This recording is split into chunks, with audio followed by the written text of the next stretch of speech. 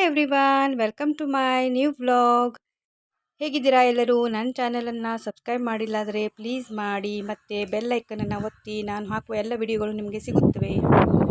ನೋಡಿ, ಇಲ್ಲಿ ನಾನು ಬಂದಿದ್ದೇನೆ ಕೆಳಗಡೆ, ನಮ್ಮ ಸೊಸೈಟಿಯ ಕೆಳಗಡೆ. ನೋಡಿ, ಈ ಥರ ಇರೋದ್ರಿಂದ ಬಿಲ್ಡಿಂಗ್ಸ್ಗಳು ತುಂಬ ಇದೆ ಅಲ್ಲ, ಅದಕ್ಕೆ ಬಿಸಿಲು ಬರಲ್ಲ. ಮತ್ತು ಇವಾಗ ಚಳಿಗಾಲ ಶುರುವಾಗಿದೆ, ಕಡಿಮೆ. ನೋಡಿ, ಇವಾಗ ಇಲ್ಲಿ ಬಿಸಿಲಿದೆ, ಅದಕ್ಕೆ ಸ್ವಲ್ಪ ಬಿಸಿಲಿಗೆ ಬರುವ ಅಂತ ಕೆಳಗೆ ಬಂದಿದ್ದೇನೆ.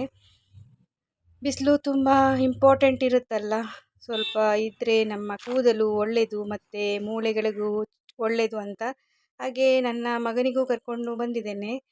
ಸೊ ನಾವು ಮಾತಾಡ್ತಾ ಹೋಗ್ತಾ ಇದ್ದೇವೆ. ಮಕ್ಕಳ ಜೊತೆ ತುಂಬ ಮಾತಾಡಬೇಕು, ಅವರ ಮನಸ್ಸಿನ ಬಗ್ಗೆ ತಿಳಿಯಬೇಕು. ಅಂದರೆ ಅವರ ಮನಸ್ಸಲ್ಲಿ ಏನು ನಡೀತಾ ಇದೆ ಅಂತ ನಮಗೆ ಗೊತ್ತಾಗುತ್ತೆ.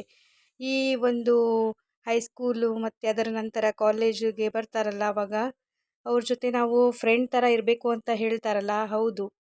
ಅಂದರೆ ಅವರು ನಮ್ಮ ಕಡೆ ಎಲ್ಲ ವಿಷಯಗಳನ್ನು ಹೇಳ್ತಾರೆ, ಸಂಕೋಚ ಪಡಲ್ಲ. ಮತ್ತು ನಾವು ಅವ್ರದ್ದು ಏನಾದರೂ ಪ್ರಾಬ್ಲಮ್ ಇದ್ದರೆ ನಾವು ಸಾಲ್ವ್ ಮಾಡ್ಬೋದು. ಇಲ್ಲಾಂದರೆ ಕೆಲವೊಬ್ಬರು ನೋಡಿ, ಕಾಲೇಜಿಗೆ ಬಂದ ಮೇಲೆ ನನ್ನ ಮಗ ಚೇಂಜ್ ಆದ, ಹೀಗೆ ಹಾಗೆ ಅಂತ ಹೇಳ್ತಾರಲ್ಲ, ಅದಕ್ಕೆ ನಾವು ಕೂಡ ಸ್ವಲ್ಪ ಕಾರಣ ಆಗಿರ್ತೇವೆ ಅನಿಸುತ್ತೆ. ಅದಕ್ಕೆ ನಾವು ಅವರ ಮೇಲೆ ಗಮನ ಇಡಬೇಕು. ಅವರು ಯಾವ ಫ್ರೆಂಡ್ಸ್ ಹತ್ರ ಅವರ ಸ್ನೇಹ ಇದೆ ಅಂತ ನೋಡಬೇಕು. ಏನು ಮಾಡ್ತಾರೆ, ಅವರ ತಲೆಯಲ್ಲಿ ಎಂಥ ವಿಚಾರಗಳು ಇವೆ, ಅದನ್ನೆಲ್ಲ ನಾವು ಅವ್ರ ಜೊತೆ ಮಾತಾಡಿದಾಗಲೇ ಬರೋದು. ಸೊ ಒಂಥರ ಫ್ರೆಂಡ್ಸ್ ಥರ ನಿಮ್ಮ ಮಕ್ಕಳ ಜೊತೆ ರಿಲೇಷನ್ಶಿಪ್ ಇಡಬೇಕು. ನಾನು ಯಾವಾಗಲೂ ಹಾಗೆ ಅಂತೇನೆ, ಏನು ಮುಚ್ಚಿಡಬಾರ್ದು, ಎಲ್ಲ ಬಂದು ಹೇಳಬೇಕು. ಮತ್ತು ಏನಾದರೂ ಸಲಹೆಗಳನ್ನು ನಾವು ಕೊಡ್ತೇವೆ. ಸೊ ಮತ್ತೇನು, ಎಲ್ಲ ಪ್ಲೇ ಗ್ರೂಪ್ ಹೋಗ್ತಾರಲ್ಲ, ಅವಾಗಿಂದ ಎಲ್ಲ ನಾವು ಸ್ಕೂಲಲ್ಲಿ ಕಲಿಸ್ತಾರೆ. ಗ್ರಾಸ್ ಮೋಟರ್ ಸ್ಕಿಲ್ಲು ಮತ್ತು ಫೈನ್ ಮೋಟರ್ ಸ್ಕಿಲ್ಲು ಎಲ್ಲ ಕಲಿಸ್ತಾರೆ. ಮತ್ತು ಎಲ್ಲ ಮ್ಯಾಥ್ಸು ಎಲ್ಲ ಕಲಿತಾರೆ. ಆದರೆ ಲೈಫ್ ಸ್ಕಿಲ್ಲನ್ನು ನಾವೇ ಮನೆಯಲ್ಲಿ ಕಲಿಸ್ಬೇಕು. ಬಹಳ ಮುದ್ದು ಮಾಡ್ತೇವೆ ಚಿಕ್ಕವರಿದ್ದಾಗ. ಸ್ವಲ್ಪ ದೊಡ್ಡವರಾದಮೇಲೆ ಅವರಿಗೆ ಅಡುಗೆ ಮಾಡೋದು, ಮನೇಲಿ ಹೆಲ್ಪ್ ಮಾಡೋದು ಎಲ್ಲ ಸ್ವಲ್ಪ ಕಲಿಸ್ಬೇಕು ಅಂತ ನನಗನ್ನಿಸುತ್ತೆ. ನಾನಂತೂ ಹಾಗೆ ಮಾಡಿದ್ದೇನೆ. ಯಾಕಂದರೆ ಆಮೇಲೆ ಜಾಬು ಅದು ಇದು ಶಿಕ್ಷಣ ಅಂತ ಹೊರಗಡೆ ಹೋಗ್ತಾರಲ್ಲ, ಆವಾಗ ಅವರಿಗೆ ಕಷ್ಟ ಆಗುತ್ತೆ. ನೋಡಿ, ನಾವು ಇಲ್ಲಿ ಸ್ವಲ್ಪ ಬಿಸಿಲಿಗೆ ಅಡ್ಡಾಡ್ತಾ ಇದ್ವಿ. ನಮ್ಮ ಸೊಸೈಟಿಲಿ ತುಂಬ ಗಿಡ ಇರೋದ್ರಿಂದ ಒಳ್ಳೆಯದು ಅನಿಸುತ್ತೆ. ಮತ್ತು ಬಿಸಿಲು ಕೂಡ ಚೆನ್ನಾಗಿತ್ತು. ನಾನು ಅವನ ಜೊತೆ ಹೀಗೆ ಮಾತಾಡ್ತಾ ಸ್ವಲ್ಪ ನನಗೂ ಟೈಮ್ ಪಾಸ್ ಆಯಿತು, ಮತ್ತು ವಾಕ್ ಆಯಿತು, ಮತ್ತು ಬಿಸಿಲು ಕೂಡ ಸಿಗುತ್ತೆ ಅಂತ. ಎಳೆ ಬಿಸಿಲಿಗೆ ಮಾರ್ನಿಂಗ್ ಬಂದೆ ನಾನು ಕೆಳಗಡೆ. ಸೊ ಈ ಥರ ಆಯಿತು. ಅದೇ ಮಕ್ಕಳಿಗೆ ನಾವು ಈ ಥರ ಒಂಥರ ಹೆಲ್ದಿ ಟಾಕ್ ಮಾಡಬೇಕು ಅವ್ರ ಜೊತೆ ನಾವು ಅಂತ ನನಗೆ ಅನಿಸುತ್ತೆ. ಸೊ ಆವಾಗ ಅವ್ರಿಗೂ ಪ್ರಾಬ್ಲಮ್ ಇರಲ್ಲ, ನಮಗೂ ಪ್ರಾಬ್ಲಮ್ ಇರಲ್ಲ. ಮತ್ತು ಅವ್ರಿಗೆ ಲೈಫ್ ಸ್ಕಿಲ್ ಅಂದರೆ ಸ್ವಲ್ಪ ಎಲ್ಲ ಹೇಗೆ ನಿಭಾಯಿಸೋದು ಅಂತ ಮನೆಯದು ಕೂಡ ಎಲ್ಲ ಹೇಳಿದರೆ ಈಸಿ ಆಗುತ್ತೆ. ಈಗಿನ ಕಾಲದಲ್ಲಿ ಎಲ್ಲ ಜಾಬ್ ಮಾಡ್ತಾರೆ, ಹಸ್ಬೆಂಡ್ ವೈಫು. ಸೊ ಅವ್ರಿಗೆ ಮುಂದೆ ಫ್ಯಾಮಿಲಿಯಲ್ಲಿ ಹೆಲ್ಪ್ ಆಗುತ್ತೆ ಅಂತ ನನಗನ್ಸುತ್ತೆ. ನಿಮಗೇನು ಅನಿಸುತ್ತೆ ನೋಡಿ, ನನಗೆ ಹೇಳಿ, ಆಯಿತಾ? ಹೀಗೆ ನಾವು ಸ್ವಲ್ಪ ಮಾತಾಡ್ತಾ ಮಾತಾಡ್ತಾ ಬಿಸಿಲಿಗೆ ಸ್ವಲ್ಪ ನಿಂತು ಅದನ್ನು ಎಂಜಾಯ್ ಮಾಡಿದ್ವಿ. ಮತ್ತು ನಾವು ಮೇಲ್ಗಡೆ ಹೋಗುವ ಅಂತ ವಿಚಾರ ಮಾಡಿ ಮತ್ತೆ ಮೇಲೆ ಬಂದೆ. ಮೇಲೆ ಬಂದು ಇಡ್ಲಿ ಮಾಡಿತ್ತು ಬ್ರೇಕ್ಫಾಸ್ಟ್ಗೆ. ಸೊ ಬ್ರೇಕ್ಫಾಸ್ಟ್ ಮಾಡಿದೆ, ಇಡ್ಲಿ ಚಟ್ನಿ ಮಾಡಿದ್ದು ತಿಂದ್ವಿ. ಚೆನ್ನಾಗಾಗಿತ್ತು, ಸ್ಮೂತಾಗಿತ್ತು ಇವತ್ತು ಇಡ್ಲಿ.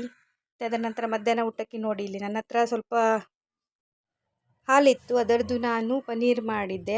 ಅದರಲ್ಲಿ ಸ್ವಲ್ಪ ಮಸಾಲೆ, ಖಾರ ಮತ್ತು ಸ್ವಲ್ಪ ಸಾಲ್ಟು ಮತ್ತು ಅರಿಶಿಣ ಹಾಕಿದೆ. ಮತ್ತು ಧನಿಯಾ ಜೀರಾ ಪೌಡರ್ ಇರುತ್ತಲ್ಲ, ಅದನ್ನು ಹಾಕಿದೆ. ಅದನ್ನೆಲ್ಲ ಮತ್ತು ಕೊತ್ತಂಬರಿ ಸ್ವಲ್ಪ, ಮತ್ತು ಸಣ್ಣಗೆ ಕಟ್ ಮಾಡಿದ ಆನಿಯನ್ ಹಾಕಿದೆ, ಈರುಳ್ಳಿ. ಮತ್ತು ಅದನ್ನೆಲ್ಲ ಮಿಕ್ಸ್ ಮಾಡಿ ಚೆನ್ನಾಗಿ ಈ ಥರ ಮಾಡಿದೆ. ಈ ಥರ ಬಾಲ್ಸ್ ಟೈಪ್ ಮಾಡಿದೆ ನಾನು. ಮತ್ತು ಗೋಧಿ ಹಿಟ್ಟನ್ನು ನಾದ್ಕೊಂಡಿದ್ದೆ. ಅದನ್ನು ಸ್ವಲ್ಪ ಗಟ್ಟಿಯಾಗಿ ನಾದ್ಕೋಬೇಕು. ಮೈದಾದು ಮಾಡಿದರೆ ಚೆನ್ನಾಗಾಗುತ್ತೆ, ಆದರೆ ಹೆಲ್ತಿಗೆ ಒಳ್ಳೆಯದಲ್ಲಲ್ಲ, ಅದಕ್ಕೆ ನಾನು ಗೋಧಿ ಹಿಟ್ಟಿದೆ ಮಾಡೋದು. ಸೊ ಈ ಥರ ಲಟ್ಟಿಸ್ಕೊಂಡು ಅದರಲ್ಲಿ ಅದು ಮಾಡಿದ ಇದು ಇದೆಯಲ್ಲ ಪನ್ನೀರ್ದು ಬೌಲ್ ಹಾಕಿ ಈ ಥರ ಮುಚ್ಕೊಂಡು ಸ್ವಲ್ಪ ಗಟ್ಟಿಯಾಗಿ ಕಲಿಸಿದ್ರೆ ಒಳ್ಳೇದು ಬರುತ್ತೆ. ಇಲ್ಲಾಂದರೆ ಪರಾಟ ಕೆಡುವ ಚಾನ್ಸ್ ಇದೆ, ಅಂದರೆ ಹೊರಗಡೆ ಬರುತ್ತೆ ಮತ್ತು ಹಸಿ ಆಗುತ್ತೆ ಹಿಟ್ಟೆಲ್ಲ. ಅದಕ್ಕೆ ಗಟ್ಟಿಯಾಗಿ ಕಲಿಸ್ಕೋಬೇಕು ಗೋಧಿ ಹಿಟ್ಟು. ಈ ಥರ ಚೆನ್ನಾಗಿ ಫಿಲ್ಲಿಂಗ್ ಮಾಡಿ ಅದನ್ನು ಹಿಟ್ಟು ಹಚ್ಬಿಟ್ಟು ಅದನ್ನು ಲಟ್ಟಿಸ್ಕೋಬೇಕು ಈ ಥರ. ಮತ್ತು ಒಂದು ಸರಿಯಾಗಿ ಬಂದಿಲ್ಲಾದರೂ ಮತ್ತೆ ನೆಕ್ಸ್ಟ್ ಎಲ್ಲ ಮಾಡ್ತೀವಲ್ಲ ಅದು ಚೆನ್ನಾಗಿ ಬರುತ್ತೆ. ಸೊ ಪನ್ನೀರು ಒಳ್ಳೆಯದಿರುತ್ತೆ. ಯಾರು ನಾನ್ ವೆಜ್ ತಿನ್ನೋದಿಲ್ಲ ಅವರಿಗೆಲ್ಲ ಪನ್ನೀರು ಒಳ್ಳೆಯದು. ಕೆಲವೊಬ್ಬರು ಒಳ್ಳೇದಂತಾರೆ, ಕೆಲವು ಡಾಕ್ಟ್ರು ತಿನ್ನಬೇಡಿ ಅಂತಾರೆ ಡೈರಿ ಪ್ರಾಡಕ್ಟ್ಸು, ಗೊತ್ತಾಗಲ್ಲ. ಆದರೂ ನಾನು ಮಾಡಿದ್ದೇನೆ, ನಮ್ಮ ಮನೇಲಿ ಎಲ್ಲರಿಗೂ ಇಷ್ಟ. ಸೊ ಈ ಥರ ಆಯಿತು. ಮತ್ತು ತವೆ ಮೇಲೆ ಹಾಕಿ ಎರಡು ಕಡೆಯಿಂದ ಚೆನ್ನಾಗಿ ಆಯಿಲ್ ಹಾಕಿ ಅಥವಾ ತುಪ್ಪ ಹಾಕಿ ಏನು ಬೇಕು ಹಾಕಿ ಅದನ್ನು ಫ್ರೈ ಮಾಡ್ಬೋದು. ನಾನು ಆಯಿಲ್ ಯೂಸ್ ಮಾಡ್ತಾ ಇದ್ದೇನೆ. ಸೊ ನಾನು ಆಯಿಲ್ ಹಾಕಿದೆ ಮತ್ತು ಪನ್ನೀರು ರೆಡಿ ಆಯಿತು ನನ್ನದು. ಚೆನ್ನಾಗಿ ಅನಿಸುತ್ತೆ. ನಾವು ಒಂದೊಂದು ಸಾರಿ ಮಧ್ಯಾಹ್ನ ಊಟಕ್ಕೆ ಮಾಡ್ತೇವೆ, ಬ್ರೇಕ್ಫಾಸ್ಟ್ಗೆ ಮಾಡ್ತೇವೆ. ಸೊ ಈ ಥರ ಮಾಡಿದೆ. ಎಲ್ಲ ಪನ್ನೀರಲ್ಲಿರೋ ನೀರು ಚೆನ್ನಾಗಿ ತೆಗಿಬೇಕು, ಇಲ್ಲಾಂದರೆ ಈ ಥರ ಮಾಡಬೇಕಾದ್ರೆ ಲಟ್ಸ್ಬೇಕಾದ್ರೆ ಪ್ರಾಬ್ಲಮ್ ಆಗುತ್ತೆ. ಸೊ ಈ ಥರ ಮಾಡಿದೆ. ನಂತರ ಅದಕ್ಕೆ ಸ್ವಲ್ಪ ಚಟ್ನಿ ಕೂಡ ಮಾಡ್ಕೋಬೋದು. ಆದರೆ ನಾವು ಕರ್ಡು ಮತ್ತು ಪಿಕ್ಕಲ್ಲು ಮತ್ತು ಅದರಿಂದ ತಿಂತೇವೆ. ಪಿಕ್ಕಲ್ ಜೊತೆ ತುಂಬ ಚೆನ್ನಾಗಿ ಅನಿಸುತ್ತೆ. ನಮಗೆ ಇಲ್ಲೆಲ್ಲ ಹೊರಗಡೆ ಹೋದಾಗ ಕೊಡ್ತಾರಲ್ಲ, ಅದನ್ನು ತಿಂದಿದ್ದೇವೆ ನಾವು. ಅದಕ್ಕೆ ನಾನು ಯಾವಾಗಲೂ ಮಾಡಿದರೂ ಅದೇ ಥರ ಮಾಡೋದು. ಮತ್ತು ಇದರಲ್ಲಿ ಮಸಾಲೆ ಎಲ್ಲ ಇರುತ್ತೆಲ್ಲ, ಚೆನ್ನಾಗಿ ಅನಿಸುತ್ತೆ. ನೋಡಿ ನನ್ನ ಮಗ ತಿಂತಾ ಇದ್ದಾನೆ, ತುಂಬ ಚೆನ್ನಾಗಿದೆ ಅಂತಿದ್ದಾನೆ. ನಿಮಗೆ ಹೇಗೆ ಅನ್ನಿಸ್ತು ನನಗೆ ಹೇಳಿ, ಕಮೆಂಟ್ ಮಾಡಿ.